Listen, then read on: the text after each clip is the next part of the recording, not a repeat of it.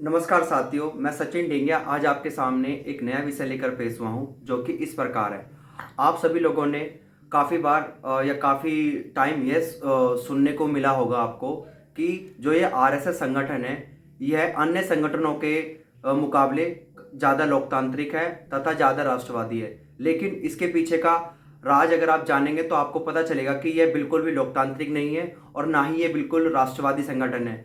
इस चीज़ को देखते हुए मैं आज आपको एक इनका उत्तराधिकारी चुनने का एक सिस्टम बताना चाहता हूं जो कि इस प्रकार है और आप इस बारे में जानने का प्रयास करें कि यह लोकतांत्रिक है। आपने काफ़ी टाइम आरएसएस को ये कहते सुना होगा कि कांग्रेस में नेहरू कब अध्यक्ष चुने गए, पटेल कब अध्यक्ष चुने गए, नेहरू क्यों प्रधानमंत्री बने। इसको लेकर बहुत सवाल उठते हैं आरएसएस की तरफ से। लेकिन क्या आपको सचमुच यह पता है कि आरएसएस में जो सरसंघचालक होता है वह अपना नेक्स्ट संचालक कैसे चुनता है?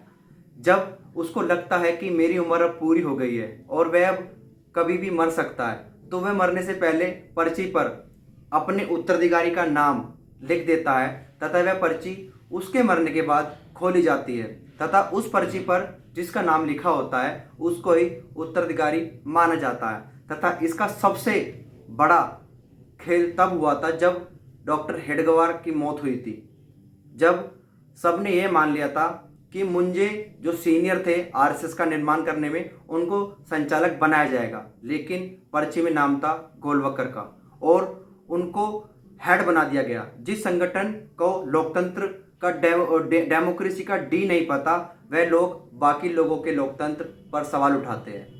आपको जानकर यह अति हर्ष होगा कि यह संगठन बिल्कुल भी लोकतांत्रिक नहीं कर रहे हैं और अपने संगठन के प्रति बिल्कुल भी डाउटफुल नहीं है। क्या ऐसा लोकतंत्र सिस्टम किसी भी संगठन में आपको देखने को मिला है? जिस संगठन में खुद लोकतांत्रिक सिस्टम नहीं है, वह भारत में लोकतंत्र स्थापित करने का अपने आप को ब्यौरा देते हैं कि हम भारत में लोकतंत्र स्थापित करेंगे। क्या आपको सच में लगता है कि ऐसे सरसंचालक चुनने से किसी भी समाज या किसी भी पार्टिकुलर किसी भी स्टेट या किसी भी आम जन का फायदा हो सकता है? सबसे पहले आपको यह भी जानना होगा कि सिर्फ सरसंचालक जो सिर्फ एक ही जाति के लोग बनते हैं या और वो चित पावन ब्राह्मण बनते हैं जो कि सिर्फ और महाराष्ट्र में रहते हैं। क्या आपने कभी उत्तर भारत के किसी ब्राह्मण को देखा है आरएसएस का हेड बनते हुए?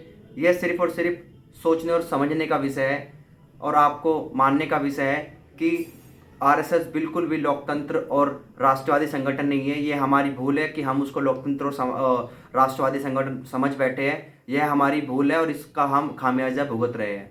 धन्यवाद। लेकिन सबसे ज़्यादा मुझे तरस आता है उन लोगों पर जो आरएसएस में काम कर रहे हैं और अपने संगठन के प्रति बिल्कुल भी डाउटफुल नहीं है। क्या ऐसा लोकतंत्र सिस्टम किसी भी संगठन में आपको देखने को मिला है? जिस संगठन में खुद लोकतांत्रिक सिस्टम नहीं है, वह भारत में लोकतंत्र स्थापित करने का अपने आप को ब्यौरा देते हैं कि हम भारत में लोकतंत्र स्थापित करेंगे। क्या आपको सच में लगता है कि ऐसे सरसंचालक चुनने से किसी भी समाज या किसी भी पार्टिकुलर किसी भी स्टेट या किसी भी आम जन का फायदा हो सकता है? सबसे पहले आपको यह भी जानना होगा कि सिर्फ सरसंचालक जो सिर्फ एक ही जाति के लोग बनते हैं या और वो चित पावन ब्राह्मण बनते हैं जो कि सिर्फ और महाराष्ट्र में रहते हैं। क्या आपने कभी उत्तर भारत के किसी ब्राह्मण को देखा है आरएसएस का हेड बनते हुए? यह सिर्फ और सिर्फ सोचने और समझने का विषय है और आपको मानने का विषय है कि आरएसएस बिल्कुल भी लोकतंत्र और राष्ट्रवादी संगठन नहीं है। ये हमारी भूल है कि हम उसको लोकतंत्र और राष्ट्रवादी संगठन समझ बैठे हैं। यह हमारी भूल है और इसका हम खामियाजा भुगत रहे हैं। धन्यवाद। नमस्कार।